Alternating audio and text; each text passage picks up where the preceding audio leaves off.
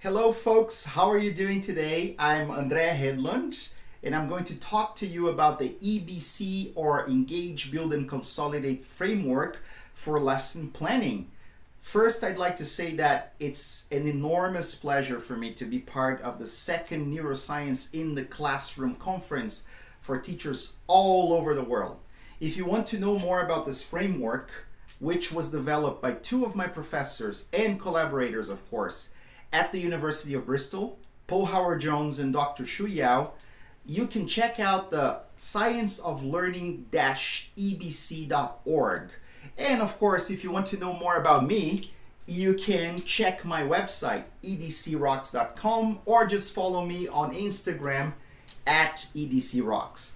So let's get started. We're going to talk about the science of learning, which means we're going to talk about the brain. Before we discuss each step of the EBC framework, let's think about where it came from. The science of learning. The science of learning is an area dedicated to understanding how we learn. For that to happen, we have to look at how the brain works, how the mind works. If you're interested in knowing more about the science, I really recommend you go to my website, edcrocks.com, and you search Science of Learning. I have a lot of materials prepared for you to understand more and, of course, get more interested and do your digging. You can also try to find stuff related to the mind-brain education science, educational psychology, educational neuroscience, or neuroeducation, because they basically do the same thing. They try to understand why we learn a certain way.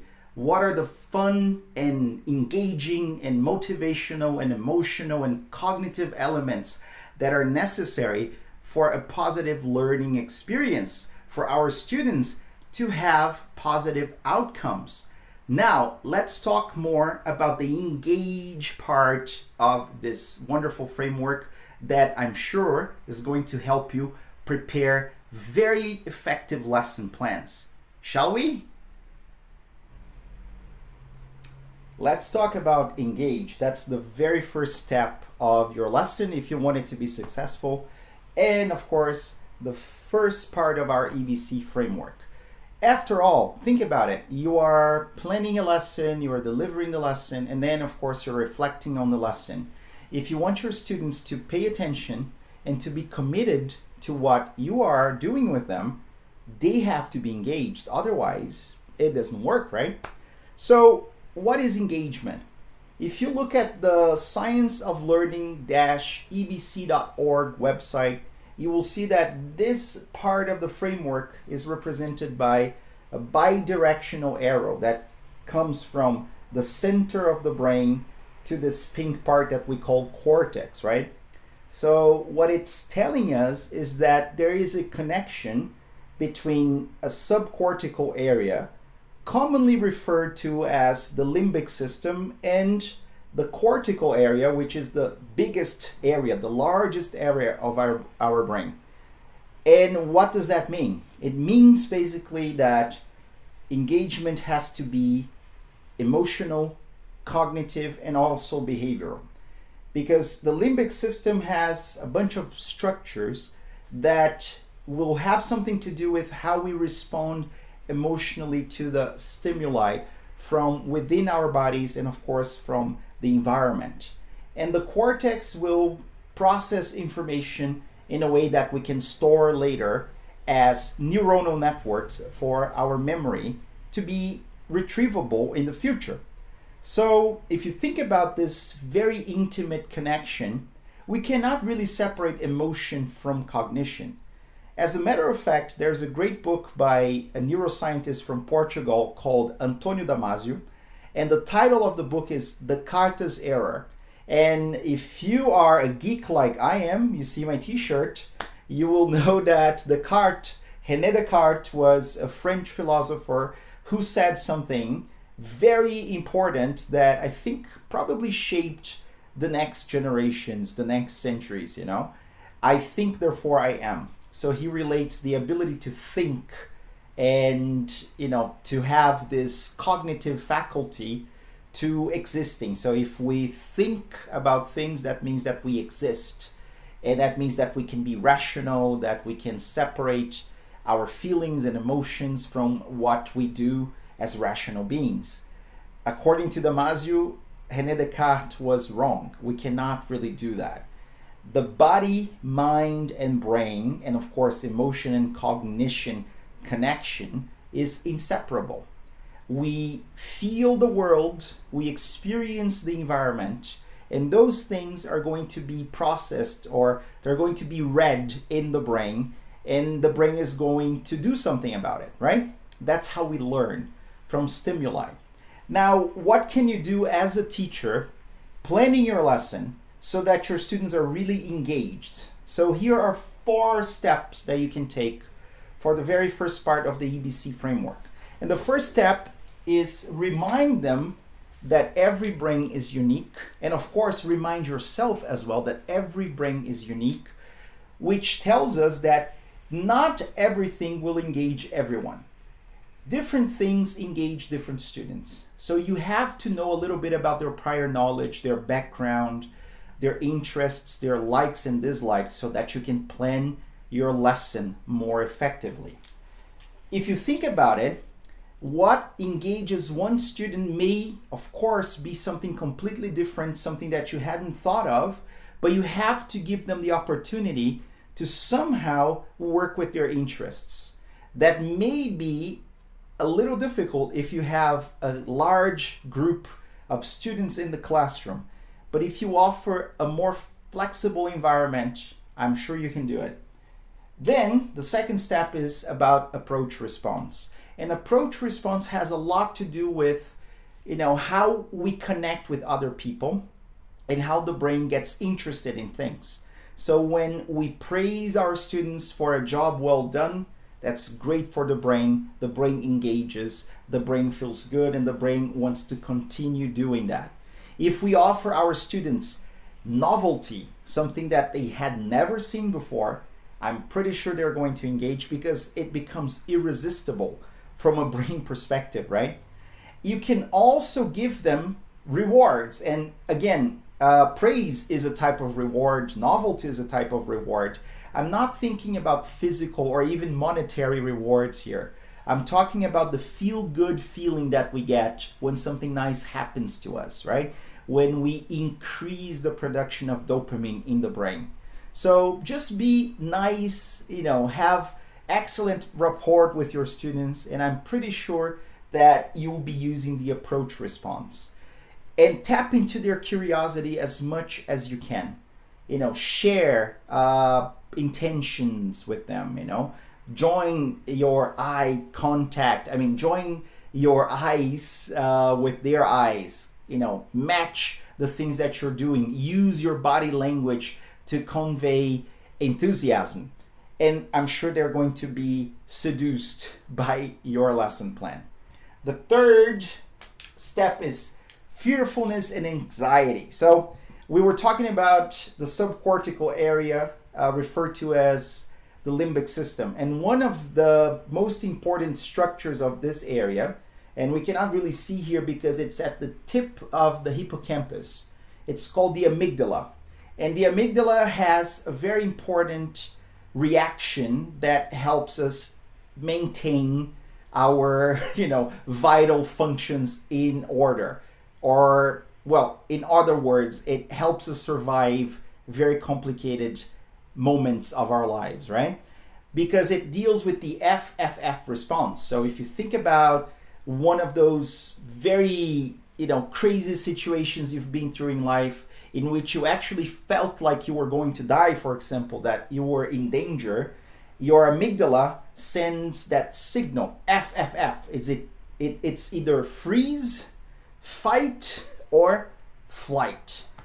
And if your students are working on that level, subcortical level, they are not going to be able to access their prefrontal cortex, which is in the frontal lobe, and they require this for more cognitively demanding tasks. So that's why students who feel intimidated, who are afraid, or feel too anxious in your lesson, they are not going to learn very effectively. So your job is to reduce that by creating a positive environment that, they can make mistakes, for example, because mistakes are part of learning. And you can also, of course, this is very important, you can show interest in the things that they like, in the things that they are interested in. You can talk to them. You can take a few minutes of your lesson to connect with them so that you can do this more effectively. And finally, the fourth step is neuroplasticity. So neuroplasticity is this amazing capability of our brains to rewire the connections, the neuronal connections. We're always learning. We're always changing our brains, right? Every second of every day, when you are presented with a different stimulus, you're making a different connection. So your brain is organic. It's not fixed, and that's very important, which means that you are responsible for your students' learning, yes, but so are they. They have to help you build learning in your brains, because everything they do will have an effect, will cause a stimulus to rewire what's happening inside their brain. That means that we have to explain and we have to probably show them some of the research. I think that's very effective, so that they see that they can always learn, because that's what the brain does. The brain learns all the time. A lot of students will come to you feeling like they don't have what it takes for them to learn. But when you talk about the concept of brain plasticity or neuroplasticity, that the brain is changing all the time, they realize that, so if I make the proper connections, I will definitely learn. I will store that in a neuronal network that will become long-term memory, and then it's there. And then when I need it, I just have to retrieve that. So those are the 4 steps of the Engage part of this wonderful framework that I hope can help you plan your lessons, deliver your lessons in a way that your students are going to learn more effectively. Now, let's talk about the build part. Build is about building new knowledge inside the brains of our students. Just like it says, it's about building, it's about construction. But we have to take into account that students, they have a background. They are not blank slate, tabula rasa, Of course, students, they bring a lot of baggage into our lessons. And we have to sort of check that in a way so that we understand where they're coming from. Otherwise, we might plan a lesson that might be too challenging for them, because they don't even have the foundational knowledge for them to learn what we're teaching. Or maybe we prepare something that is not challenging enough, and then they're going to be bored, right?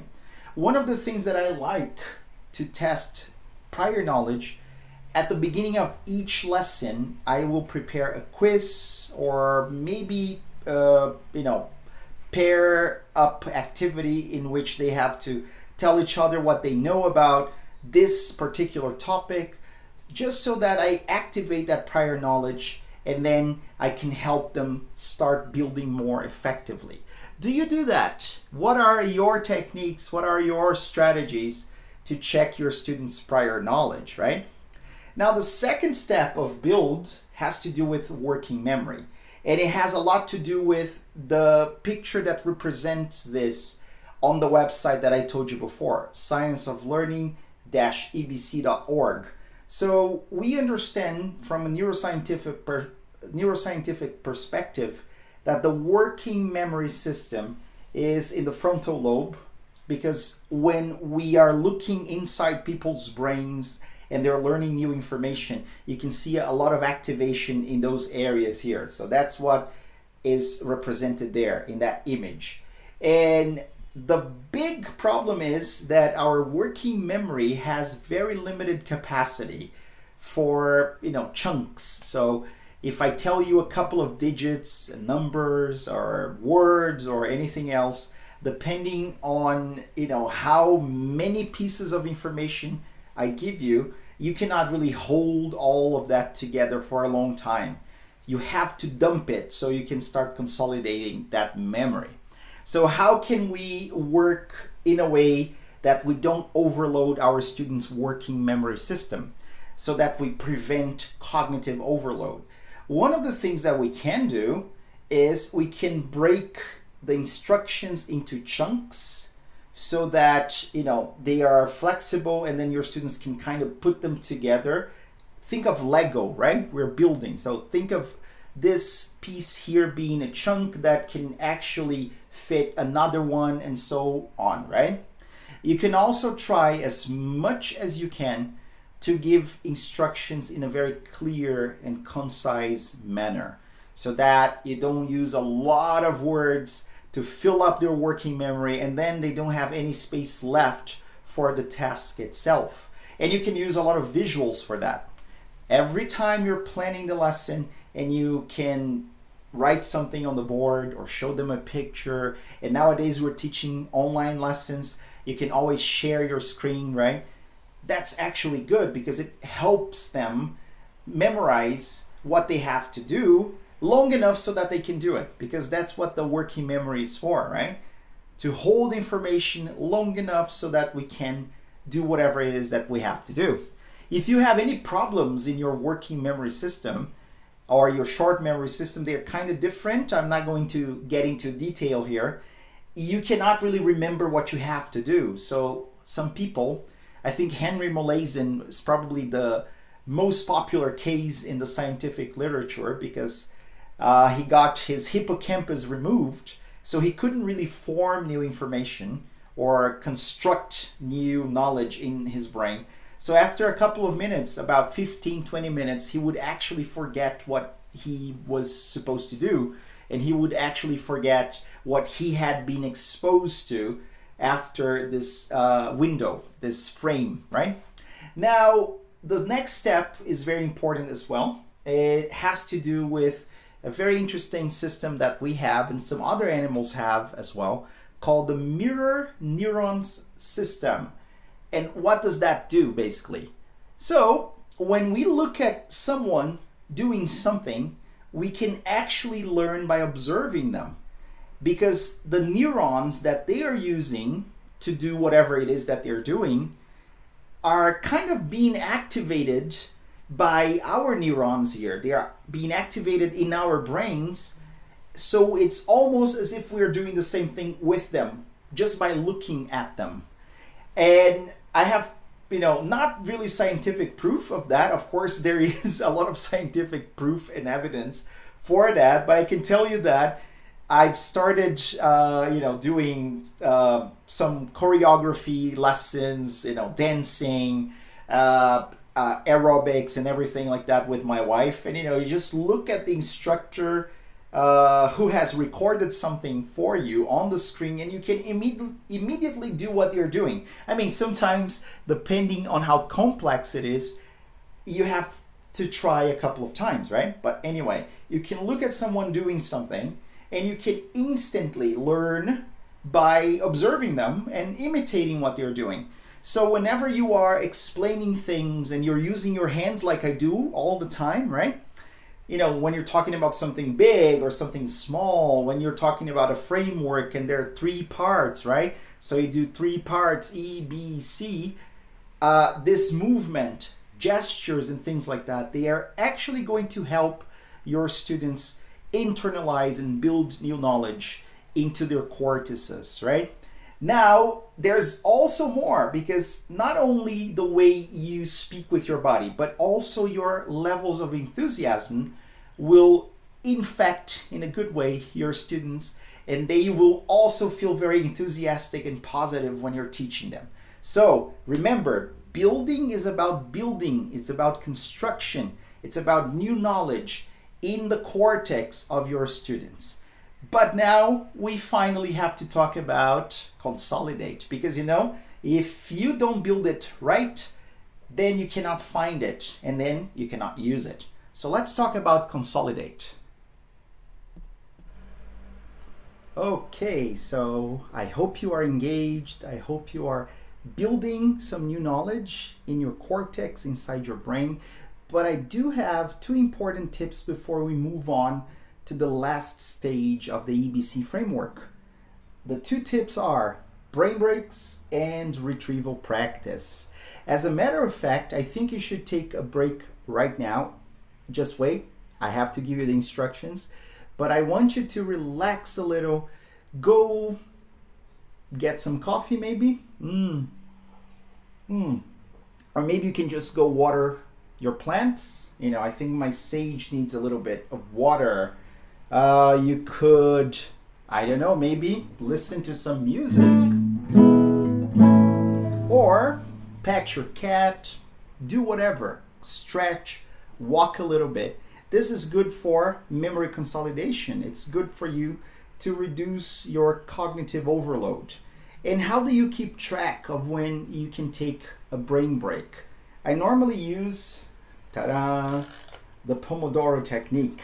So this is a very useful gadget you can have as a teacher. You don't have to have the physical one. You can use a bunch of online tomato timers, and you can find more information on my website as well for you to keep track of when you should take a break and when you can do the next tip, retrieval practice. So retrieval practice is when you close everything, stop everything, and you just try to remember all of the things you've been exposed to. Okay, so this is very practical to have in every lesson plan. You can ask your students to, okay, time for retrieval practice. Let's do a free recall. So you just, close the book, or maybe they're watching something, pause the video like you're going to do in a second, and then just try to remember everything you can.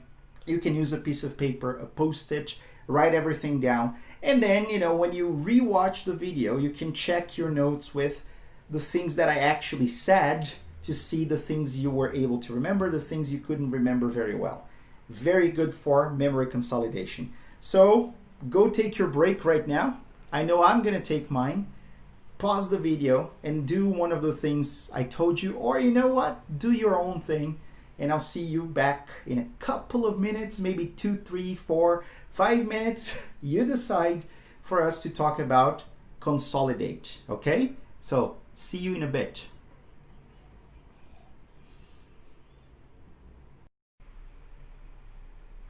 Okay, I hope you had a wonderful break. I hope you did something nice. You relaxed a little bit. Let's talk about the final stage of engage, build, and consolidate. Let me have a sip of coffee. I love coffee. I have to have coffee. Otherwise, I can't work well. So consolidation is about making that new knowledge available in the cortex so that you can retrieve whenever you want, right? The problem is it doesn't happen as we would like. It's not something that happens like that. You were exposed to new knowledge, and then you can remember forever, and you can access and retrieve whenever you have to. It takes time. Consolidation needs to be settled in the brain so that you can find that information later, and then you can use for whatever you want. The first step for you to consolidate memory is rehearsal. And rehearsal has a lot to do with, remember, the retrieving technique or retrieval practice. So let's try a free recall right now. You can pause the video after I give you the instruction and try to remember as much as you can from what happened, because I think I have the impression you didn't do it before when I asked you. Did you? So if you did, that's okay. You can carry on. If you didn't, pause the video right now. Try to remember as much as you can. Go. All right. Now, rehearsing has to do with strengthening those neuronal connections we want. Because you know what? If we don't attend to information multiple times, for us to really make it consolidated in the brain, it's probably going to be forgotten. So we need to have our students stop, think, rethink, reflect, try to bring back the knowledge that they have with prior knowledge and everything to the front of their heads, to the frontal lobe where their working memory systems are, so that they can really manipulate that information and try to make it more solid, to really consolidate it in the brain. Then the second step is about applying knowledge, but applying knowledge in novel situations, because the more the better. So we want to have multiple representations of the same thing in the brain so that we have multiple entry points to retrieve that. And that's how the Science of Learning website represents Consolidate. It's when you have whatever was in your working memory sent back all over the cortex to be consolidated. That's why we have 3 arrows from the front of your head, the frontal lobe, to the other parts of your cortex. That's what we want, right? We want to release or to free the space of our working memory so that we can take in new information, and we want to send this information we have been exposed to the back of our heads, not necessarily the back, but all over the cortex, right? Not here in the frontal part. Of course, one of the things we can do to apply knowledge in novel or different situations is we can ask students to write down whatever they can remember, to draw, to work with projects, to tell someone, to, maybe even create a story or a play, or design something online. There are many ways they can apply that knowledge in a different situation so that they have multiple representations. Remember, that's what we want. Finally, this is a little bit out of our control, but consolidation doesn't take place immediately. It takes time. It could take days, weeks, even months, because we have to sleep to consolidate the declarative memory, and that's what we're teaching. If you are an English teacher like I am, and you're teaching vocabulary, for example, concepts, ideas, names of things, that's declarative memory. And we want our students to have a very good night's sleep, right? But how do we control that? One of the things that you can do, and I think it should be embedded, it has to be part of your lesson plan, is to have multiple options for the students to revisit things, not in that lesson, but in the following lessons, because they will have slept, right? You teach today, and then maybe you teach tomorrow or 2 days from now. So you can have, as part of your next lesson plan, after they have slept, a retrieval practice moment or free recall, it's part of retrieving anyway, so that they can search those, things, the new information that they have started consolidating. They haven't learned yet, right? They have started consolidating. They have to try to bring that back to the front of their heads so that they can use it for whatever it is that you're asking them to do.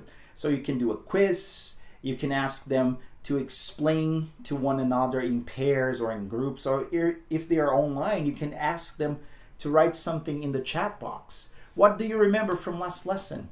From the previous lesson we had? Use Kahoot, use Mentimeter. There's so many tools nowadays for you to check that, right?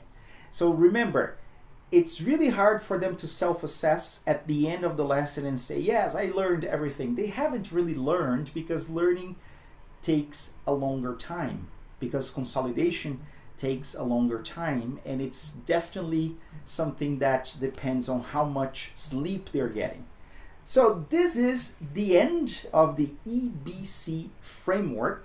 I hope it's clear. I hope you think it's useful. I hope you can start using it for your lesson plans so that maybe you can have better or more positive learning outcomes for your students.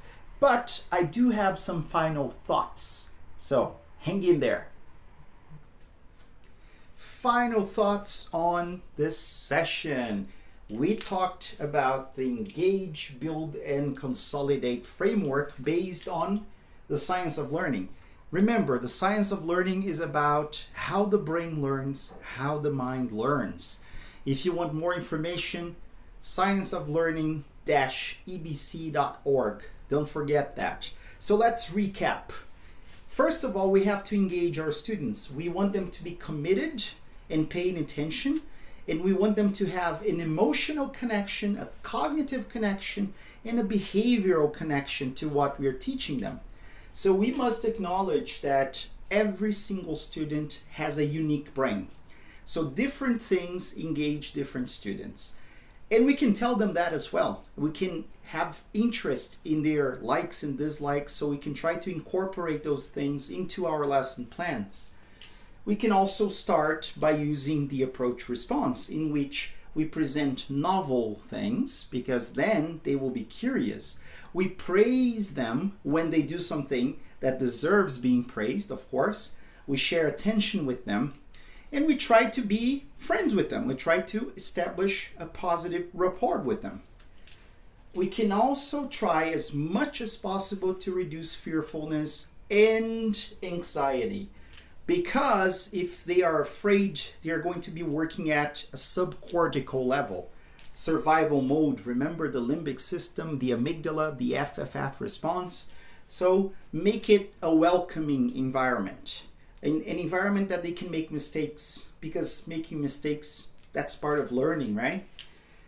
Tell them about brain plasticity. Our brain rewires itself. Our brain is always changing. Your brain right now is different from your brain before you started watching this session. So if the brain is always making new connections, that means that we can learn. We just have to find the best connections, right? Now let's talk about build. So build is about checking and activating your students' prior knowledge, because they're not tabula rasa, right? Blank slate. They come with a lot of baggage. So how do you do that? You can start by maybe doing a quiz, or you can ask them to do some retrieval practice and share with their pairs, with their groups, what they can remember. And then we move on to working memory. So working memory is that system in the frontal lobe that is responsible for holding information for enough time so that we can do something with that. The problem is it's limited, right? So what we have to do, we have to avoid cognitive overload. So we have to try to be concise in our instructions, very clear. We can use analogies, we can use visuals, we can use anything that will help our students focus, but that will not add too much information that is unnecessary for them to learn. And then use your body language like I'm doing right now. The mirror neuron system, that's the system we have in our brains that can look at someone, observe what they're doing, and kind of do the same thing inside our brains so that we can learn by observing. If we are enthusiastic, if we use gestures, our students are going to feel the effects of that, and that's going to help them build new knowledge. Now let's move on to consolidate. So consolidation is about rehearsing freshly learned information, freshly learned, right? Because we haven't really learned yet. So freshly exposed information so that we can start consolidating and send that from the working memory system in the frontal lobe to the back of our brains, right? To the back of our brains, to the cortex. So what do? You can ask them to retrieve again. Share what they have seen, write down, draw something about it. That also works for application of this new knowledge in different situations, so that they have multiple representations of that in their brain, which means that they will have different entry points to retrieve that when they need. Finally, sleep. We have to sleep to consolidate memory. Now you can always have in the next lesson a space, some time for them to do some retrieval practice, because that means they're going to revisit what they had seen. And then, of course, this is going to strengthen those neuronal connections, because you know what? Learning takes time, and you have to revisit things. It's not like that. I hope you liked this session. I really hope that you can use it for your next lesson plans. If everything is a little bit confusing in your head, that's totally fine, completely normal. You can go to my website again, go to edcrocks.com, search Science of Learning, and then you'll have access to a lesson plan that I designed for National Geographic Learning, and you have a webinar that you can watch that I actually go through some activities using one of their materials based on the Science of Learning EBC framework. Thank you very much. I think my final message has to do with, remember, my sage. Yes. I think if we start becoming the guide on the side and not the sage on the stage, because that's the role that our students should be, playing. Well, I shouldn't say playing, right? They should have that role. I think we can engage, we can build, and we can consolidate so that they can learn more effectively. So remember, no sage on the stage. That's for our students. You be the guide on the side. Thank you very much, and check out my website. Don't forget that. Bye-bye.